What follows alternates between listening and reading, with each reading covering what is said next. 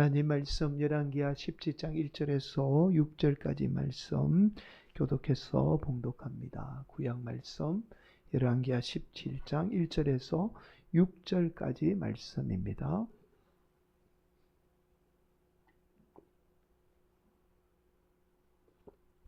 하나님 말씀 함께 가정에서 예배드리시는 성도님들도 하나님 말씀 함께 교독해서 봉독합니다. 1절 말씀. 유다의 왕 아하서 제20년에 엘라의 아들 호세아가 사마리아에서 이스라엘 왕이 되어 9년간 다스리며 여호와께서 보시기에 악을 행하였으나 다만 그전 이스라엘 여러 왕들과 같이 하지는 아니하였더라. 아수르의 왕 살만 에셀이 올라오니 호세아가 그에게 종이 되어 조공을 드리더니 그가 애굽의 왕 소에게 사자를 보내고 해마다 하던 대로 아수르 왕에게 조공을 드리지 아니하매 아수르 왕이 호세아가 배반함을 보고 그를 오게 감금하여 두고 아수르 왕이 올라와 그 온 땅에 두루 다니고 사마리아로 올라와 그곳을 3년간 에워쌌더라. 호세아 제9년에 아수르 왕이 사마리아를 점령하고 이스라엘 사람을 사로잡아 아수르로 끌어다가 고산 강가에 있는 할라와 하볼과 메대 사람의 여러 고을에 두었더라.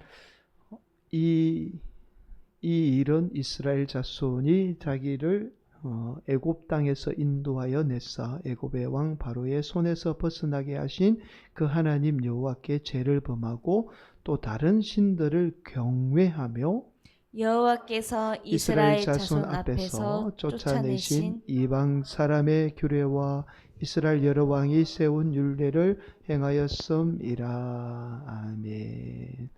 사마리아를 점령하고 라는 말씀으로 함께 하나님의 말씀의 은혜를 나누도록 하겠습니다. 여러분, 우리의 신앙생활은 끊임없는 우상과의 싸움의 연속이라고 할 수 있습니다. 여러분, 우리가 신앙생활 하지만 끊임없는 우상 숭배의 유혹 속에 살고 있습니다. 여러분, 우상이 무서운 것이 끝내는 우리를 파멸로 이끌게 되죠. 여러분, 우리의 인생만 파멸로 이끌면 그래도 다행이지만 우리의 자녀, 심지어 우리 주변에 있는 많은 사람들까지도 함께 파멸로 이끌게 돼요. 그래서 우상 숭배가 무서운 겁니다. 자신만 나중에 파멸로 인생이 끝나면 되는데 대부분 사람들이 주위의 사람들을 다 끌어들여요. 우상 숭배하는 사람들은. 그래서 우상 숭배가 무서운 거죠. 그런데 과거에는요, 쉽게 우상 숭배를 구별할 수 있었어요. 여러분, 과거에는 그렇잖아요. 하나님 외에 다른 신을 섬기면 그게 우상 숭배였습니다. 그러나 오늘날은 이러한 방법으로 우리 인간을 유혹하지 않아요. 오늘날은 이 교묘하게 인간을 속여서 우상을 숭배하도록 만듭니다. 여러분, 그래서 우리가 쉽게 우상 숭배를 구별하지 못해요. 이것이 바로 오늘날과 과거의 우상 숭배의 차이입니다. 여러분, 예를 들어서 성도들이 신앙생활은 하지만 우상 숭배를 하도록 만들어요. 하나님은 믿는데 그 하나님을 믿으면서도 우상 숭배하게끔 만듭니다. 오늘날 이게 마귀의 역사예요. 그래서 오늘날 성도들이 쉽게 당연히 내가 하나님을 믿기 때문에 나는 우상 숭배하지 않는다라고 단정을 짓고 그렇게 신앙생활을 하죠. 그러나 대부분의 성도들이 하나님을 믿는다고 하면서 우상 숭배라는 유혹에 빠져 살게 돼요. 왜냐하면 그걸 우리가 쉽게 구별하지 못하기 때문이죠. 사랑하는 성도 여러분, 오늘 우리가 함께 나누게 되는 하나님의 말씀은 바로 우상 숭배에 관한 말씀이에요. 우상 숭배를 통해서 끝내는 멸망하게 되었던 북이스라엘에 관한 하나님의 말씀입니다. 오늘도 우리 성도들이 주시는 말씀을 통해서 우상 숭배가 무엇인지를 구별해서 바른 하나님을 믿음으로 말미암아 하나님 주시는 귀한 복을 받는 복된 성도들이 되시기를 간절히 축복합니다.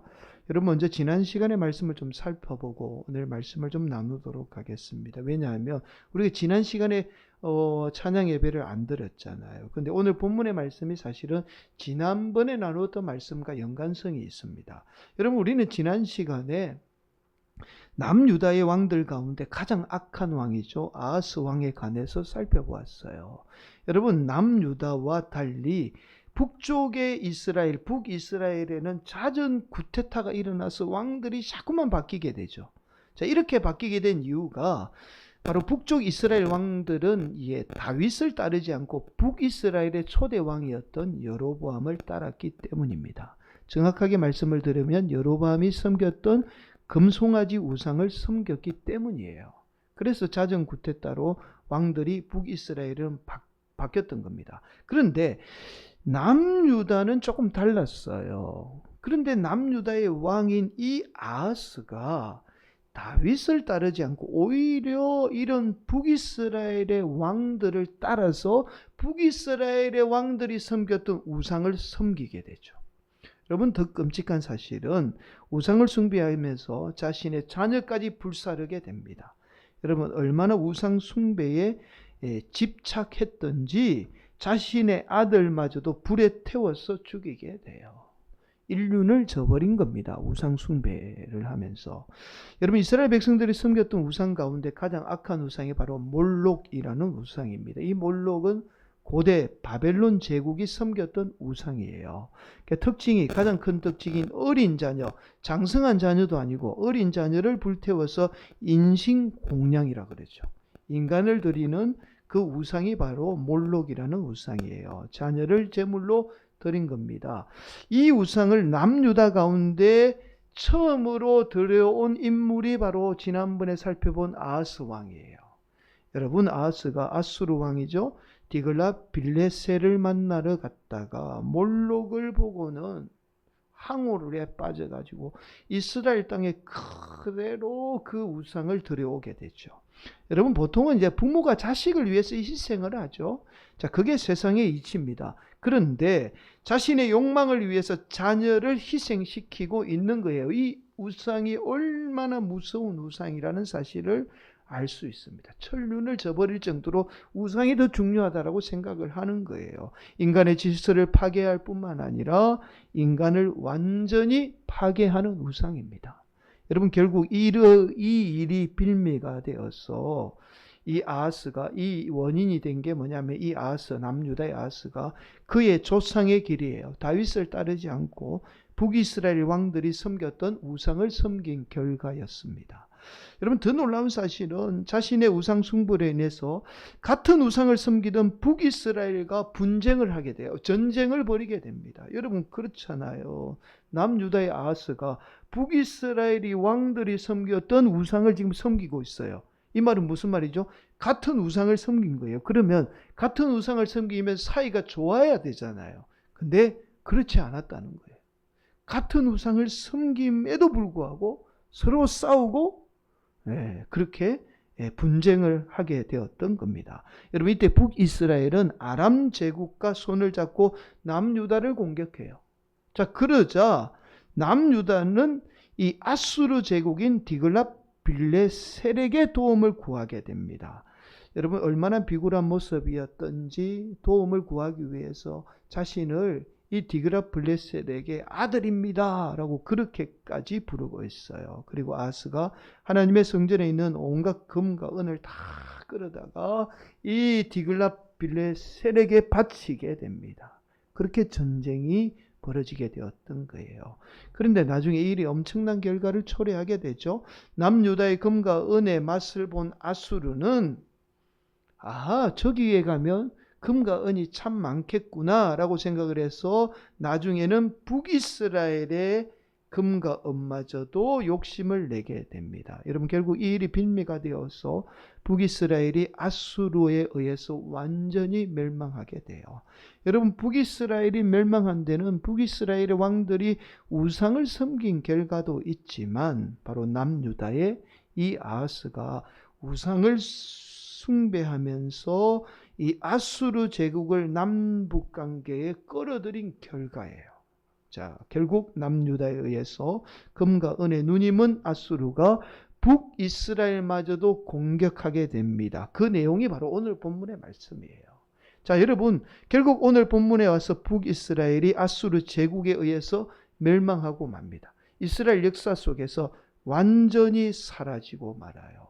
여러분, 북이스라엘의 마지막 왕이 오늘 본문에 의하니까 호세아라고 그렇게 말씀합니다. 호세아가 북이스라엘의 왕이 된 지 9년간 다스리게 돼요.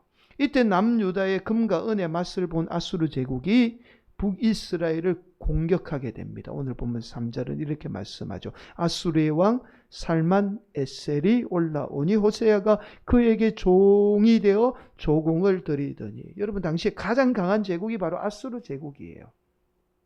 우리 성경은 아수르라고 하지만 세계 역사는 이 아수르는 아시리아 제국 이렇게 말합니다. 중세 근동의 이 아시리아 제국은 한 2000년간 굉장히 왕성한 제국이었어요. 여러분, 우리가 4대 문명하면 4대 문명 잘 알죠. 나일강을 중심으로 하면 이집트, 애굽이죠. 애굽은 한 3000년 가까이 왕성한 제국입니다. 그리고 이제 중국의 황하강을 중심으로 한 중국의 황하 문명이죠. 그리고 인도의 나일강을 중심으로 한 나일강 문명. 마지막이 이제 유프라테스, 티그리스 강을 중심으로 한 메소포타미아 문명이라고 해요. 여러분 들어보셨죠? 메소포타미아 지역을 중심으로 발전한 이 제국이 바로 아수르 제국이에요. 고대, 근대 4대 문명의 발달한 그 제국이 바로 아수르 제국입니다. 여러분 지도 한번 보실까요? 지도 제가 준비했는데 이 아수르 제국이 엄청난 영토를 가지고 있었습니다. 이 메소포타미아 지역을 중심으로 발전한 제국이. 그래서 이제 주전 예수님 오시기 전에 약 2500년부터 예수님이 오시기 600년 전까지 이 이스라엘뿐만 아니라 이 지역의 가장 왕성한 제국이 아수르 제국입니다. 이런 아수르 제국이 고대 근동 지역을 중심으로 왕성할 수 있었던 비결이 있어요. 근데 이 제국이 특별하게 다른 제국과 달리 민족 혼합 정책이에요. 그러니까 여러분 한번 보세요. 보통은 우수한 민족은 다른 민족과 피를 섞지 않잖아요. 근데 이 아수르 제국만은 특이하게도 민족 혼합 정책을 썼어요. 다른 민족과 서로 결혼을 해서 그렇게 자신의 제국에 융화될 수 있도록 그렇게 받아들였던 겁니다. 그래서 이 아수르 제국이 이 민족 혼합 정책을 통해서 제국이 확장하게 돼요. 자, 처음에 북이스라엘의 호세아는 이런 아수르 제국에 조공을 잘 바치게 돼요. 그런데 호세아가 갑자기 아수르 제국에 바쳤던 조공을 끊어버리게 됩니다. 이러한 배경에는 애굽이 북이스라엘을 도와줄 거다라고 약속을 해요. 그런데 막상 이 아수르가 북이스라엘을 쳐들어오니까 이 애굽이 약속과 달리 언제 그랬느냐는 듯이 북이스라엘을 배반하고 맙니다. 결국은 이를 통해서 아수르 제국은요 3년 동안 사마리아 성을 에워싸고 북이스라엘의 백성들을 굶겨서 죽여요. 그러니까 공격을 하지 않고 둘레를 다 치고 너네들이 어떻게 하는지 한번 보자. 내가 그냥 우리 제국을 배반한 너네들 그냥 죽이는 것이 아니라 많은 사람들이 어떻게 우리 제국에 배반하면 어떻게 되는지를 보여주기 위해서 일부러 이 사마리아 성을 에워싸고는요 3년 동안 공격도 하지 않고 굶겨서 죽여요. 그래서 당시 역사적인 자료를 살펴보면 이 사마리아 성에 있던 사람들이 먹을 것이 없어서 어떻게 했느냐? 서로 자신의 자녀들을 삶아 먹었다고 그렇게 기록하고 있습니다. 여러분 북이스라엘 백성들이 얼마나 비참한 신세가 되어 최후를 맞이하게 되었는지를 알 수 있어요. 결국 더 이상 버티지 못한 북이스라엘은 아수르 제국에 항복을 하고 맙니다. 그런데 문제는 이후에 일어나요. 이후에 문제가 일어납니다. 이후에 아수르 제국이 북이스라엘 민족에 행한 일들이 지금까지도 여러분 이스라엘 민족 가운데 민족 간의 갈등이 있어요. 그 갈등의 원인이 바로 이 오늘 본문이에요. 여러분 이 아수르 제국이요 이스라엘 백성들을 어떻게 해요? 사로잡아서 제국 내에 온갖 곳에 종으로 그렇게 흩어버리게 됩니다. 그 말씀이 오늘 본문 6절 말씀이에요. 이렇게 말씀하죠. 호세아 제9년에 아수르 왕이 사마리아를 점령하고 이스라엘 사람을 사로잡아 아수르로 끌어다가 고산 강가에 있는 할라와 하볼과 메대 사람의 여러 고을에 두었더라. 그렇게 흩어버렸던 거예요. 그런데 여러분, 여기에서 끝났으면 참 좋을 건데 이번에는 사마리아 지역이죠. 그 지역에 아수르 제국 내에 있는 백성들을 다시 데려와서 어떻게 해요? 유대인들과 이스라엘 백성들과 결혼을 시켜서 반강제적으로 결혼을 시키게 됩니다. 그 말씀이 오늘 본문 이후에 24절에 나옵니다. 아수르 왕이 바벨론과 구다와 아하와 하맛과 스발와임에서 사람을 옮겨다가 이스라엘 자손을 대신하여 사마리아 여러 성읍에 두매 그들이 사마리아를 차지하고 그 여러 성읍에 거주하니라. 그냥 옮겨서 두었던 게 아니라 그곳에 있던 사람들과 같이 결혼을 시켜서 그렇게 민족 혼합 정책을 벌였던 거예요. 여러분, 예수님 시대도 어땠죠? 이스라엘 백성들은 사마리아인들을 개, 돼지 취급했잖아요. 그래서 그들과 접촉도 하지 않았어요. 여러분, 지금도 이스라엘 백성들은요, 이 혼혈인인 사마리아인을 하나님의 백성으로 인정하지 않아요. 그래서 지금 중동이 갈등이 여기에서부터 시작이 되고 있는 거예요. 바로 이러한 배경이 된 사건이 바로 오늘 본문의 말씀입니다. 이때 아수르 제국이 혼혈 정책을 통해서 혼혈인을 만든 결과이죠. 여러분, 그렇게 북이스라엘은 완전히 역사 속에 사라져요. 여러분, 앞에 한번 도표를 보시면 제가 좀 쉽게 설명을 하겠습니다. 여러분, 약 한 주전 1000년경에 이스라엘이 어떻게 되느냐면 왕정 국가가 시작이 돼요. 그전에는 왕이 없었잖아요. 이제 부족 중심으로 사사가 나라를 다스리던 시대였습니다. 그런데 우리도 이제 왕이 필요합니다라고 해서 하나님께 요구했더니 하나님이 사울왕을 세우잖아요. 그리고 사울왕 40년, 그리고 다윗왕 40년, 그리고 솔로몬 40년, 총 120년입니다. 120년 통일 왕국을 유지하다가 이후에 주전 이제 930년 경우에 북쪽 이스라엘과 남유다로 분리가 돼요.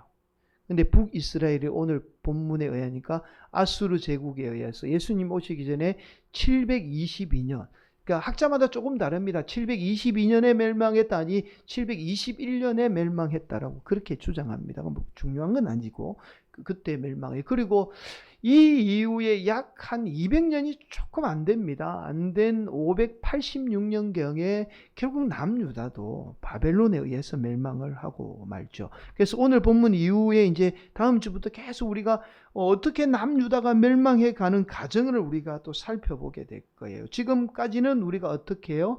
북이스라엘이 멸망하는 과정을 살펴본 겁니다. 여러분, 자, 이처럼 북이스라엘이 이렇게 멸망하게 된 원인을 오늘 본문은 말씀하고 있어요. 7절에 보면 이렇게 말씀합니다. 우리 함께 봉독합니다. 이 일은 이스라엘 자손이 자기를 애굽 땅에서 인도하여 내사 애굽의 왕 바로의 손에서 벗어나게 하신 그 하나님 여호와께 죄를 범하고 또 다른 신들을 경외하며. 여러분, 조시는 거 아니죠? 한 번 더 힘차게 봉독하겠습니다. 시작. 이 일은 이스라엘 자손이 자기를 애굽 땅에서 인도하여 내사 애굽의 왕 바로의 손에서 벗어나게 하신 그 하나님 여호와께 죄를 범하고 또 다른 신들을 경외하며. 여러분, 이스라엘 백성들이 종에 있을 때에 이스라엘 백성들을 구원하신 분은 누구죠? 하나님이죠. 여러분, 이스라엘 백성들이 애굽의 종으로 있을 때 그대로 두었으면 이스라엘 백성들은 그냥 끝나는 거예요. 그런데 하나님이 어떻게 이스라엘 백성들을 구원해서 어떻게 가나안 땅으로 인도하시고 또 그 하나님이 이스라엘 백성들에게 나라를 세워서 복을 주셨잖아요. 그런데 이러한 하나님의 은혜를 잊어버리고 하나님 앞에 죄를 범하고 죄를 범한 건 떠나서 어떻게 해요? 다른 신을 섬긴 거예요. 그러니까 우상을 섬긴 거예요. 결국 우상을 섬긴 결과가 북이스라엘이 이 아수르 제국에 의해서 멸망하게 되었던 겁니다. 여러분, 서두에서 말씀을 드렸듯이 우상 숭배는요 반드시 망합니다. 파멸로 끝이 나요. 우상 숭배는 절대로 처음에는 잘 되는 것 같지만 반드시 파멸로 끝나요. 인간이 그렇습니다. 여러분, 반드시 끝나요. 그런데 제가 서두에서 이런 말씀을 드렸잖아요. 오늘날은 우리가 쉽게 우상 숭배를 구별하지 못한다는 말씀을 드렸잖아요. 하나님을 믿게 해서 교묘하게 우상을 숭배하게 만들어요.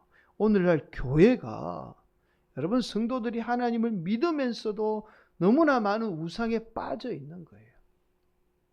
사랑하는 성도 여러분, 저와 여러분이 하나님을 믿으면서도 우상 숭배를 하고 있다는 사실을 알 수 있는 게 있어요. 내가 하나님을 믿는지 아니면 지금 내가 우상 숭배하고 있는지를 알 수 있는 게 있어요. 그게 뭐냐면 바로 과도한 집착입니다. 저와 여러분이 하나님을 믿으면서도 어떠한 대상에 과도하게 집착하고 있다면 이건 하나님을 믿는 것이 아니라 지금 내가 우상 숭배를 하고 있다는 증거예요. 여러분, 그 대표적인 경우가 바로 자녀입니다. 오늘날 성도들은 오로지 내 자녀에 집착해요. 신앙생활하는 모든 기준이 자녀입니다. 복을 받는 것도 내 자녀가 복을 받기 위해서 신앙생활하고요. 결국 이러한 것이 우리의 자녀가 우리의 삶의 우상이라는 사실을 지금 말해주고 있는 거예요. 과도한 집착, 자녀에 대한 집착은 결국 이건 자녀를 통한 우상 숭배를 하고 있는 결과라는 거예요. 사랑하는 성도 여러분, 저와 여러분의 삶이 오로지 하나님을 믿고 하나님만 섬기게 되면 그 하나님의 섬김을 통해서 우리 자녀들이 복을 받게 되는 겁니다. 여러분, 우리 삶이 오로지 자녀를 위해서 산다고 해서 자녀들이 복 받는 게 아니에요. 이게 잘 깨달으셔야 됩니다. 오늘도 우리 성도들의 귀한 자녀들이 우상이 되지 않기를 축복해요. 너무나 많은 우상에 빠져 있어요. 신앙생활 잘하고 못하고의 기준이 뭐예요? 자녀가 잘 되고 못하고의 기준이 되어 있잖아요. 교회가 이제 그렇게 가르치고 있는 거죠. 근데 사실은 이게 교묘하게 한국교회가 하나님 믿으면서도 우상에 집착하도록 그렇게 우리를 속이고 있는 거죠. 사랑하는 성도 여러분, 또 하나가 있어요. 성도들이 집착하는 게 바로 우리가 흔히 알고 있는 물질입니다. 오늘날 교회는요, 물질이 복으로 변질이 되어 있어요. 여러분, 물질과 복은 아무 상관이 없습니다.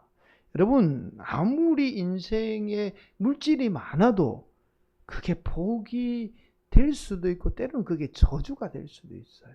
그러니까 물질이 복이 아니에요. 그런데 오늘날은요, 교회가 마치 물질이 복인 것처럼 가르치고 있어요. 그러니까 성도들이 어떻게 해요? 하나님을 믿으면서 물질이 복이라고 그러니까 그 물질의 우상을 지금 섬기고 있는 거죠. 여러분, 우리 인생의 복은 오전에도 말씀을 드렸듯이 예수님을 믿고 예수님 따라 사는 게 진정한 복입니다. 거기에 우리의 능력이 달려 있어요. 물질을 많이 가지는 것이 복이 아닙니다. 사랑하는 성도 여러분, 오늘도 우리 성도들이 자녀들에 대한 과도한 집착에서 벗어나기를 간절히 축복합니다. 여러분의 자녀가 우상이 되지 않기를 축복해요. 우리가 믿는 하나님께 여러분 자녀 한번 맡겨보십시오. 그러면 우리의 아버지잖아요. 하나님, 우리를 자꾸만 하나님이 우리 보고 뭐라고 부르라고 그러냐면 아버지라고 부르라 그래요. 근데 이 아버지라고 부르면은 단순한 부르는 호칭 아버지의 뜻이 아닙니다. 우리가 하나님이 우리 보고 아버지라고 부를 때는 우리 인생 책임져 주겠다라는 그 고백이 숨겨져 있어요. 하나님 우리의 인생 책임져 주니까 당연히 우리의 자녀를 책임져 주시는 거예요. 그게 아버지잖아요. 아버지는 자녀의 인생 책임지는 거잖아요. 하나님이 자꾸만 우리에게 우리가 하나님을 아버지라고 부르기 싫고 그냥 하나님 부르면 참 좋잖아요. 그런데 하나님은 그렇게 내버려 두지 않고 우리에게 자꾸만 아버지라고 부르라고 그러는 거예요. 이건 뭐냐면 우리 인생 책임져 주겠다는 의미고 또한 우리 자녀 책임져 주겠다는 하나님의 그 뜻이 숨겨져 있는 거예요. 사랑하는 성도 여러분, 우리 인생뿐만 아니라 우리 자녀 인생 하나님께 맡기십시오. 우리의 아버지이신 하나님께서 우리 인생뿐만 아니라 우리의 자녀 인생 하나님이 반드시 책임져 주십니다. 여러분, 물질도 마찬가지예요. 물질이 많고 적음을 떠나서 우리 인생은 이미 바르게 하나님 믿으면 이미 복을 받은 인생이에요. 근데 자꾸만 우리가 그 마귀의 유혹에 속아서 그 복을 자꾸만 놓치고 있는 것뿐입니다. 이미 복받은 인생이에요. 여러분 아멘 한번 해보실까? 이미 여러분 복받았습니다. 하나님 그렇게 복 주시는 인생이에요. 정말입니다. 그래서 우리 성도들이 과도하게 집착이라는 그 우상에서 벗어나 하나님을 바르게 믿음으로 말미암아 이 땅 가운데 온전히 하나님만을 따르고 믿음으로 말미암아 정말 하나님 주시는 그 귀한 복을 누리는 귀한 성도들, 또 우리 가정, 우리 자녀 성화교회 되기를 간절히 축복합니다. 반드시 그 하나님의 놀라운 은혜의 역사가 우리 삶에 날마다 흘러 넘쳐나기를 예수님의 이름으로 간절히 축복합니다.